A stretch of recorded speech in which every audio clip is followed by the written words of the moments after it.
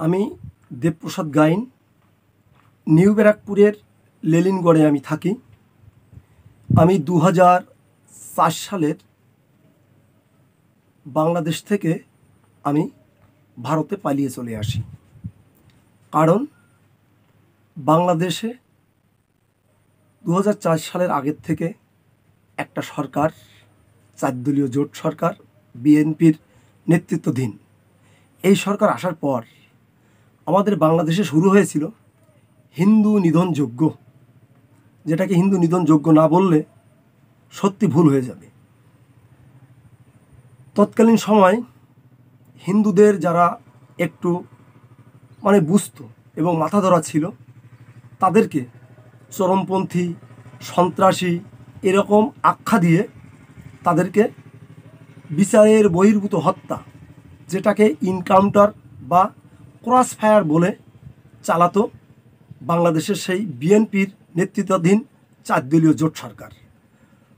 তখন আমার মতো যারা কিছু ছেলেরা আমরা হিন্দুদের অত্যাচারের বিরুদ্ধে রুখে দাঁড়াতাম, তখন আমাদেরকে সুপরিকল্পিতভাবে চরমপন্থী বা সন্ত্রাসী আখ্যা দিয়ে বিভিন্ন ধরনের মিথ্যে মামলায় জর্জরিত করে আমাদেরকে দেশ থেকে পালিয়ে আসতে তারা বাধ্য করেছিল।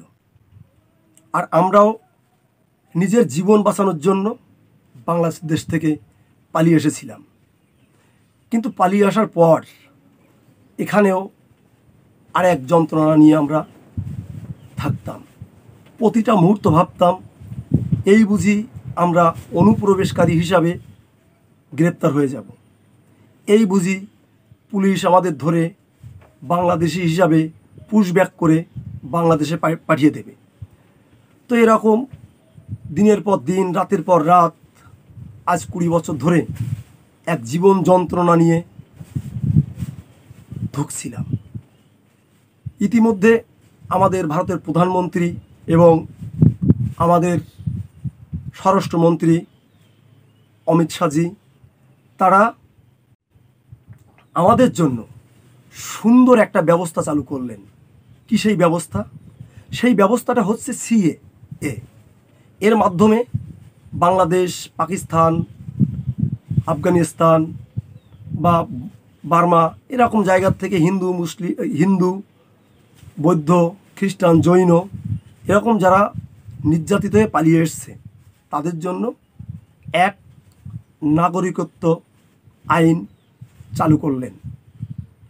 সেই নাগরিকত্ব আইন যখন তিনি চালু করলেন, সেই সিএ আমরা ইতিমধ্যে অনলাইনে ফর্ম ফিল আপ করে আমরা সেই নাগরিকত্ব পেয়ে গেছি। সত্যি আজকে বড় আনন্দের দিন, খুবই আনন্দের দিন।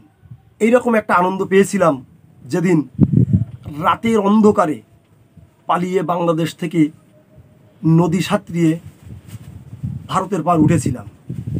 তখন ভেবেছিলাম, সত্যি আজ থেকে মনে হয় আমি মুক্ত, আমি হিন্দু, খুব উচ্চ গলায় বলতে পারবো আমি হিন্দু।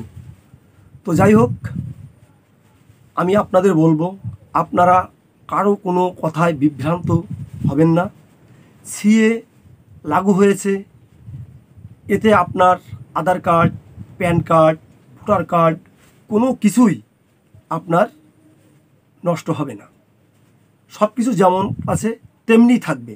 শুধু আপনার সকল ডকুমেন্টসের সঙ্গে একটি ডকুমেন্টস আপনার বৃদ্ধি পাবে, সেটা হচ্ছে সিএর অন্তর্ভুক্ত আমরা যারা বাংলাদেশ থেকে আসা মানুষ, তাদের জন্য একটি নাগরিক সনদপত্র।